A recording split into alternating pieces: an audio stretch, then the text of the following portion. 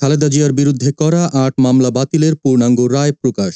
২০১৫ সালে রাজধানীর দারুস সালাম ও যাত্রাবাড়ী থানায় বাস পোড়ানোর অভিযোগে বিএনপি চেয়ারপারসন খালেদা জিয়ার বিরুদ্ধে দায়ের করা ৮টি মামলার কার্যক্রম বাতিল করে হাইকোর্ট যে রায় দিয়েছিল তার পূর্ণাঙ্গ অনুলিপি সম্প্রতি সুপ্রিম কোর্টের ওয়েবসাইটে প্রকাশ করা হয়েছে।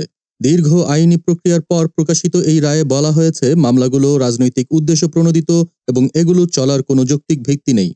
গত বছরের ৩০ অক্টোবর বিচারপতি এ.কে.এম. আসাদুজ্জামান ও বিচারপতি সৈয়দ এনায়েত হোসেনের নেতৃত্বাধীন হাইকোর্ট বেঞ্চ এসব মামলার কার্যক্রম বাতিলের রায় দেন। আদালতের চূড়ান্ত সিদ্ধান্ত অনুযায়ী এই মামলাগুলো আইনি ভিত্তি হারিয়েছে এবং বিএনপি চেয়ারপারসন খালেদা জিয়া পুরোপুরি অব্যাহতি পেয়েছেন। ২০১৫ সালে বিএনপি নেতৃত্বাধীন আন্দোলনের সময় রাজধানীর বিভিন্ন স্থানে গাড়ি পোড়ানোর ঘটনায় দারুস সালাম থানায় ২৯ জানুয়ারি, ৪ ফেব্রুয়ারি, ২০ ফেব্রুয়ারি, ১ মার্চ ও ৩ মার্চ এবং যাত্রাবাড়ী থানায় ২৩ ও ২৪ জানুয়ারি এসব মামলা দায়ের করা হয়। পরে তদন্ত শেষে পুলিশ আদালতে অভিযোগপত্র দাখিল করে, যেখানে খালেদা জিয়াকে অভিযুক্ত করা হয়। তবে ২০১৭ সালে খালেদা জিয়ার পক্ষ থেকে এসব মামলা বাতিলের আবেদন করা হয়।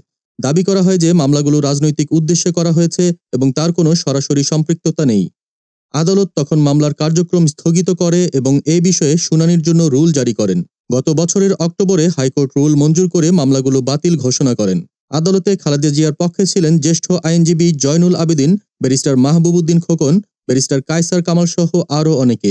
রাষ্ট্রপক্ষে উপস্থিত ছিলেন deputy attorney general Mohammad Jasim Sarkar, Russel Ahmed, সহকারী অ্যাটর্নি জেনারেল মোহাম্মদ গিয়াসউদ্দিন গাজী সহ অন্যান্যরা। রায়ের পর খালেদা জিয়ার আইনজীবীরা বলেন, আদালত মামলাগুলো সম্পূর্ণ বাতিল করেছেন, যার ফলে এগুলো আর বলবৎ নেই। অর্থাৎ বিএনপি চেয়ারপারসনের বিরুদ্ধে এই অভিযোগগুলো আইনি ভিত্তি হারিয়েছে এবং তিনি এসব মামলা থেকে মুক্ত হলেন। আইন বিশেষজ্ঞদের মতে এই রায়ের ফলে খালেদা জিয়া দীর্ঘদিন ধরে চলমান রাজনৈতিক মামলা থেকে আইনি স্বস্তি পেলেন, যদিও রাষ্ট্রপক্ষ চাইলে আপিলের সুযোগ রয়েছে। দেশজগৎ ডেস্ক নিউজ।